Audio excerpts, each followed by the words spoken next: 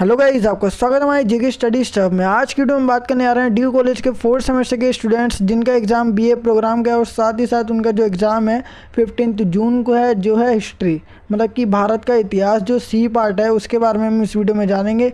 And उसमें important question कौन सा आता है एंड क्वेश्चन नंबर भी मैं आपको बताऊँगा कि ये जो हम इस वीडियो में जानेंगे क्वेश्चन वो किस नंबर पर आएगा एंड कितने मार्क्स का होगा। और उसके साथ साथ अगर आपने हमारी प्रीवियस वीडियो जो हिस्ट्री से रिलेटेड है जिसका एग्ज़ाम 15 जून को है, अगर आपने हमारी प्रीवियस वीडियोस नहीं देखी है तो ऊपर आपको आई बटन दे रखा है, वहाँ पे क्लिक करके आप वीडियो की प्लेलिस्ट को ओपन करके वीडियो को देख सकते हैं। तो चलते अपनी वीडियो की ओर एंड शुरू करते हैं अपनी video. So without wasting time let's begin our video. So guys, अपना जो क्वेश्चन है, सबसे पहली बात जो मैं आपको इस वीडियो में बताने जा रहा हूँ वो है अपना हिंद स्वराज। तो हिंद स्वराज से रिलेटेड एक ही क्वेश्चन आता है, वो भी इसी नाम पर, हिंद स्वराज। ठीक है, आपको 4 ऑप्शन दे रखे होते हैं, मतलब कि लास्ट में जो सबसे क्वेश्चन पेपर जो होगा उसमें जो लास्ट में क्वेश्चन होता है ना वो इसी के ऊपर आएगा। ठीक है, अब लास्ट वाला क्वेश्चन कैसा आता है मैं बताता हूँ। उसमें आपको 4 ऑप्शन दे रखे होंगे, देन 4 में से आपको 2 पर क्या करनी है, टिप्पणी या रिपोर्ट तैयार करनी है। तो हिंद स्वराज जो होगा 4 में से कोई एक हिंट होगी जिसमें लिखा होगा हिंद स्वराज। तो आपको क्या करना है, जो गाइस जो मैं आपको इस वीडियो में बताऊंगा एंड साथ ही साथ जो मैंने इस वीडियो में नोट्स तैयार करे हैं और जो आपके सामने है वो भी आप लिख सकते हैं। एंड दोनों को मिक्सअप करके आप वीडियो को मतलब कि जो आपके एग्ज़ाम शीट में जो आपका आंसर है उसको लेंथी भी कर सकते हैं। तो देखते हैं हिंद स्वराज, ठीक है, जो सबसे लास्ट में क्वेश्चन पूछा जाता है। तो हिंद स्वराज जो है वो एक पुस्तक का नाम है जो किसके द्वारा लिखी गई थी, गांधी जी के द्वारा, मतलब महात्मा गांधी जो थे उनके द्वारा हिंद स्वराज नाम की पुस्तक जो है वो लिखी गई थी, उसकी रचना की गई थी। अब इस बात आती है इसकी रचना कहाँ की गई थी। तो इसकी रचना गांधी जी ने गुजरात में की थी। कब? 1909 में। ठीक है, डेट और जो उसका मतलब कि टाइम है और साथ ही साथ कौन सी पुस्तक थी वो मैंने आपको बता दी। एक बार देखते हैं नोट्स के थ्रू। हिंद स्वराज गांधी जी द्वारा रचित एक पुस्तक का नाम है। ठीक है, इसकी रचना गुजरात में हुई थी। इसकी रचना सन 1909 में की गई थी गांधी जी के द्वारा। ये लगभग 30,000, ठीक है 2 बार लिख दिया, गलती से हो गए।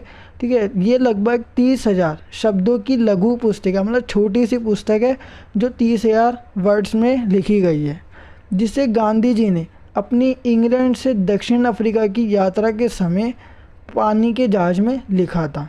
ठीक है, और साथ ही साथ ये इंडियन ओपिनियन में सबसे पहले प्रकाशित हुई, जिसे भारत में अंग्रेज़ों ने ये कहकर प्रतिबंधित कर दिया कि इसने राजद्रोह घोषित सामग्री है। मतलब कि मैं बताता हूँ कि जैसे भारत में जो अंग्रेज़ थे उनको पता चला कि ये पुस्तक गांधी जी ने लिखी है और गांधी जी ने जो पुस्तक लिखी थी वो समय थी हिंदी में।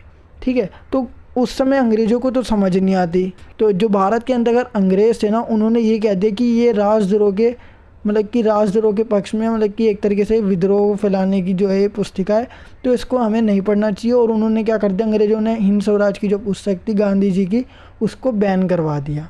ठीक है, लेकिन बाद में क्या हुआ, उसके बाद गांधी जी ने इसी पुस्तिका को मतलब जो हिंदी में लिखी थी उसको इंग्लिश में क्या कर दिया, उसको ट्रांसलेट कर दिया। ठीक है, मतलब जो वर्ड्स उन्होंने 30,000 वर्ड्स किस में लिखे थे, हिंदी में लिखे थे, वही सेम पुस्तक उन्होंने इंग्लिश में भी क्या कर दी, पब्लिश कर दी। देन उसके बाद पब्लिश करने के बाद उन्होंने अंग्रेज़ों को ये पढ़ाई, तो उन्होंने देखा कि ऐसा इसमें कुछ नहीं लिखा, राजद्रोह के बारे में उन्होंने ऐसा कुछ नहीं लिखा, क्योंकि उनको हिंदी नहीं आती थी। उन्होंने इंग्लिश में जब ये पुस्तक पढ़ी तो उनको लगा कि हाँ अब ये इंग्लिश में, तो इसमें ऐसा कुछ नहीं लिखा जो राजद्रोह के पक्ष में है। तो इसलिए उन्होंने जो हिंदी वाली पुस्तक थी उसको भी क्या कर दिया, हिंद स्वराज की जो हिंदी में ट्रांसलेट थी उसको क्या कर दिया, प्रतिबंध से हटा दिया और वापस उसको क्या कर दिया, पब्लिश कर दिया। ठीक है, तो ये थी थोड़ी सी कहानी हिंद स्वराज की, थोड़ी हिस्ट्री को लेकर। तो देखो जैसा कि मैंने बताया था, जिससे भारत में जो अंग्रेज़ थे उन्होंने ये कहकर प्रतिबंधित या बैन कर दिया कि ये पुस्तक जो है राजद्रोह घोषित सामग्री है। इस पर गांधी जी ने इसका अंग्रेजी अनुवाद भी निकाला, जैसे कि मैंने आपको बताया, ताकि बताया जा सके कि इसकी सामग्री राजद्रोहात्मक नहीं है, मतलब कि राजद्रोह के बारे में ऐसी कोई इन्फॉर्मेशन या फिर कोई भी ऐसी जो बात है वो इसमें नहीं की गई है।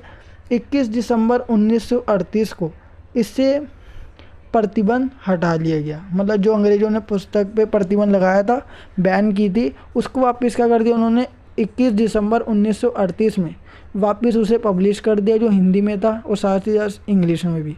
गांधी जी की पुस्तक हिंद स्वराज का हिंदी और संस्कृत और कई भाषाओं में अनुवाद या मतलब कि ट्रांसलेशन करी गई है और साथ ही साथ वो बाज़ार में उपलब्ध है।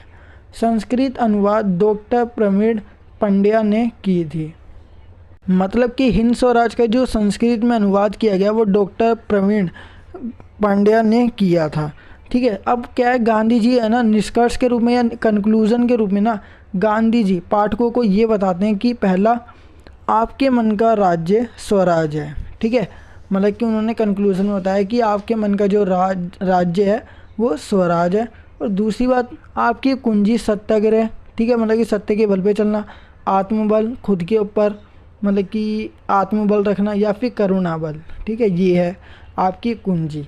और उस बल को आजमाने के लिए, इन सभी बल को आजमाने के लिए स्वदेशी को पूरी तरह अपनाने की ज़रूरत है। मतलब कि अपने देश को अपनाने की पूरी तरह से ज़रूरत है। अपने देश के खिलाफ कुछ भी ऐसा ना करे जिससे देश के लोगों को हानि हो और देश को भी हानि हो।